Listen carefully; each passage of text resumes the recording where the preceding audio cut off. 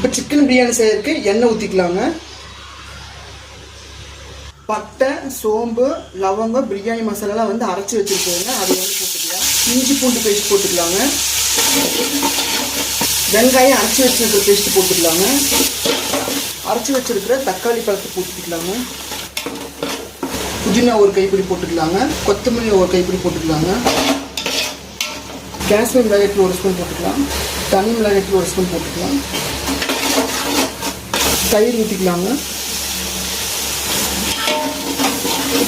சிக்கனை போட்டுக்கலாங்க. இப்போ நம்ம கல்லுப்பு ஆட் பண்ணிக்கலாம். இப்போ நம்ம தண்ணி ஊற்றிக்கலாங்க. நல்லா கொதி வந்துருச்சுங்க. அரிசி போட்டுக்கலாங்க. நல்லா கலந்து விட்டு அரிசி நல்லா வெந்து வரட்டுங்க. தம் போட ஸ்டேஜுக்கு வந்துருச்சுங்க. சிம்மில் வந்துட்டு ஒரு 15 நிமிஷம் வந்து விட்டுறலாங்க. நமக்கு சுவையான சிக்கன் பிரியாணி வந்து ரெடி ஆயிடுச்சுங்க.